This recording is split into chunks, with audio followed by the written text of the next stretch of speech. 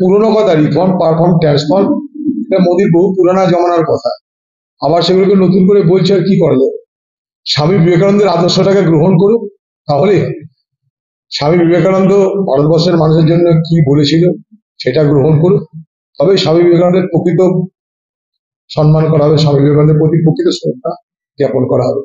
স্বামী বিবেকানন্দ কখনো বিভাজনের কথা বলেনি।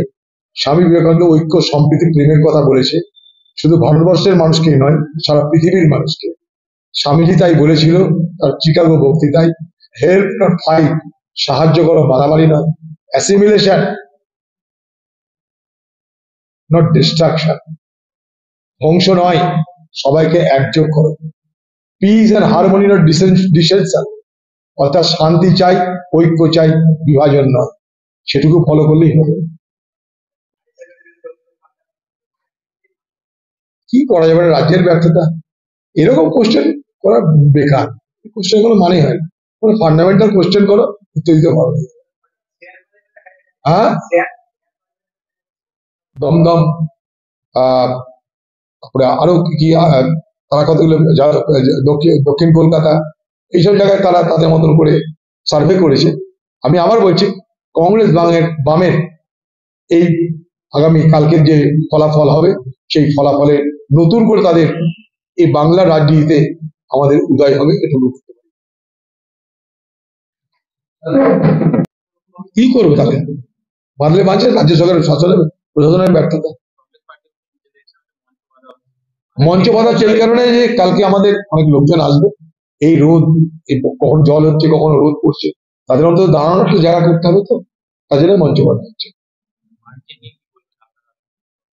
দেখা যাক, তিনটে মুর্শিদাবাদে তিনটে আসন আমরা জিতব। এছাড়াও মালদা আছে, রায়গঞ্জ আছে, বীরভূম আছে, পুরুলিয়া আছে, এই কয়েকটা জায়গায় আমরা খুব ভালো ফলাফলের আশা করছি।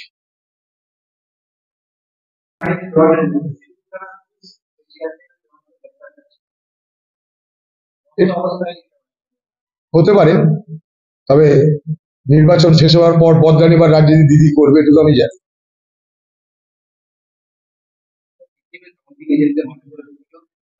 কেন্দ্র ছাড়বেন না, গণনা নিয়ে কর্মীদের নির্দেশ বিজেপির পক্ষে, গ্রাউন্ডের এসে এটা মিলিয়ে নিতে হবে, কোনো গুজবে কান না দেওয়ার নির্দেশ বিজেপিকে।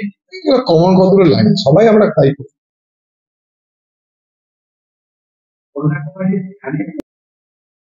বন্দ্যোপাধ্যায়, এজেন্টদের প্রভাবিত করতে পারে বিজেপি, দলীয় নেতা কর্মীদের। জানি না কে কি বলছে, তাদের কি পথ ফল আমার জানা নাই, কি অথরিটি আমার জানা নাই।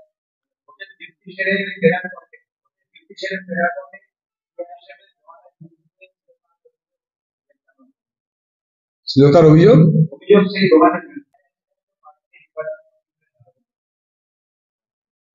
হতে পারে, তাদের নিশ্চয় কোনো যথোপযুক্ত কারণ আছে। আমরাও করছি, আমরা দিল্লিতে আমাদের পার্টির পক্ষ থেকে নির্বাচন কমিশনের কাছে আমাদের যা যা দাবি সেগুলো বলা হয়েছে। এআইসি তরফ থেকে আমাদের কাছে গাইডলাইনও পাঠানো হয়েছে, সেই গাইডলাইন আমরা এজেন্টদেরকে দেবো। সেই মতন আমাদেরও এজেন্টরা এআরও বা নির্বাচন যারা গণনায় থাকবে, তারা সেই বিষয়গুলোকে অনুধাবন করে কালকে নির্বাচন এই গণনায় অংশগ্রহণ করবে, এরকম পরামর্শ আমরাও দিচ্ছি।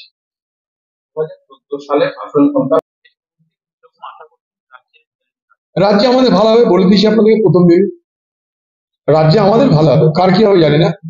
কংগ্রেস বামের জোটের ফলাফল ভালো হবে এবং আমাদের শতাংশের ভোট অনেক অনেক বাড়বে।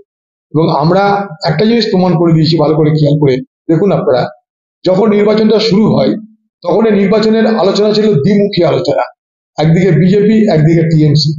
তারপর কংগ্রেস এবং বাম তারা তাদের মতো করে যখন শক্তি বৃদ্ধি করতে আরম্ভ করলো, তাদের মতো করে মানুষের কাছে যখন পৌঁছাতে চেষ্টা করলো, তখন এ বাংলার যে নির্বাচন, সে নির্বাচন ক্রমশ ত্রিমুখী হতে আরম্ভ করলো। অর্থাৎ আমরা নির্বাচনের যে ন্যারেটিভ, সে দ্বিমুখী থেকে ত্রিমুখী এর মধ্যে করে দিয়েছি। অতএব এটাই কিন্তু একটা বড় আমাদের কাছে রাজনৈতিক জয় বলে আমি মনে করি। নাহলে নির্বাচনটা হচ্ছিল দ্বিমুখী সম্পূর্ণ, বিজেপি তৃণমূল, তৃণমূল বিজেপি, আর কেউ ছিলাম না আমরা, তৃতীয় পক্ষ। আজ তৃতীয় পক্ষ সেখানটা আমরা প্রবেশ করেছি। নির্বাচন আগে এটাই আমাদের একটা বহুত বড় লাভ হয়েছে, রাজনৈতিক লাভ। শেয়ার বাজার তো কখনো স্থায়ী থাকে না, শেয়ার বাজারটা একটা ফাটকা বাজার। কখনো ঊর্ধ্বমুখী হয়, কখনো নিম্নমুখী হয়। শেয়ার বাজারে জুয়া চলে, এক ধরনের জুয়া চলে, এটাকে স্পেকুলেশন চলে। স্পেকুলেশন মানে এক ধরনের জুয়া। স্পেকুলেটিভ মার্কেট শেয়ার বাজার, সেখানটায় কখনো উঠবে কখনো নামবে, তার সঙ্গে ভোটের ফলাফলে কি সম্পর্ক আছে আমার জানা নেই। এরকম কৃত্রিম ভাবেও শেয়ার বাজারকে বাড়িয়ে দেওয়া হয়, যাতে মানুষের মধ্যে একটা ধারণা তৈরি হয় যে ভোটে তো নরেন্দ্র মোদী জিতছে বা বিজেপি আসছে, তাই শেয়ার বাজার বেড়ে গেল, যে যার মতন শেয়ার কিনতে লেগে গেল। তারপরে দেখা গেল কেউ হারলো, কেউ জিতলো, আবার ফল করে গেল। মাঝখান থেকে যারা বাণিজ্য করে, যারা ধান্দা করে শেয়ার মার্কেটে, তাদের লাভ হয়ে গেল। এটা স্পেকুলেটিভ মার্কেট। এটা কি, এটার মধ্যে এটাই প্রমাণিত হচ্ছে যে তৃণমূল আজ দিশেহারা হচ্ছে ক্রমশ। তৃণমূল আজ হতাশাগ্রস্ত হচ্ছে। তৃণমূল আজ বুঝতে পারছে তাদের এই নির্বাচনে ফলাফল আশানুরূপ হবে না, তাই তারা এই ধরনের প্রতিশোধ চায়। তারা নিজেরা আজকে এই ধরনের ঘটনা ঘটাতে চলেছে।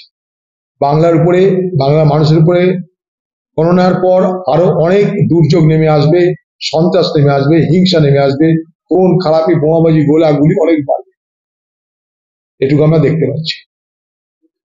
গোষ্ঠী তো এর মধ্যে আছেই, পুরনো আর নতুন তৃণমূলের গোষ্ঠী তো খোকাবাবুর একটা তৃণমূল, দিদির একটা তৃণমূল, এটা তো আছেই। সবাই জানে, বাংলায় এটা ওপেন সিক্রেট, সবাই সবকিছু জানে। এই রাজ্যে সবকিছু বেসরকারীকরণ করা হয়েছে। একটা সময় সমবায় ব্যবস্থার মাধ্যমে মানুষকে দুধ এবং দুধ সরবরাহ হতো।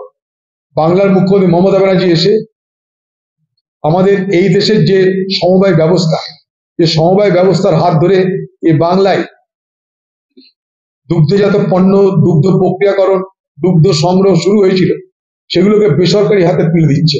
মেট্রাপড়া দেখেছেন, তার জন্য আমি কেসও করেছিলাম। আমি হেরেছি, কিন্তু আমার কেস করেছিলাম আমি, হয়তো কোনো কারণে হেরেছি, আগামী দিনে আবার করব। এইভাবে কি হয়েছে, বেসরকারীকরণ করে দিয়েছে। ফলে আমার আপনার দুধের দাম কি হবে তা নির্ধারণ করার ক্ষেত্রে সরকারের কোনো নিয়ন্ত্রণ থাকছে না। বেসরকারি পুঁজি তারা লাভের জন্য ব্যবসা করে, তাই তাদের বেলাগাম লাভ আমাদের সমস্যা বাড়াচ্ছে। দুধ এ ভারতীয়দের, এই বাঙালিদের জন্ম থেকে মৃত্যু সবকিছুর প্রয়োজন হয়, প্রতিদিনের প্রয়োজন, জন্ম থেকে মৃত্যু প্রতিদিনের প্রয়োজন দুধ। সেই দুধের দামের উপর যদি কোনো নিয়ন্ত্রণ না থাকে রাজ্য সরকারের, স্বাভাবিকভাবে সে দাম বাড়বে। আমাদের এইভাবে আমাদের লুট করা হচ্ছে, এটা এক ধরনের লুট চলছে বাংলাকে, এইভাবে আমাদের শোষণ চলছে।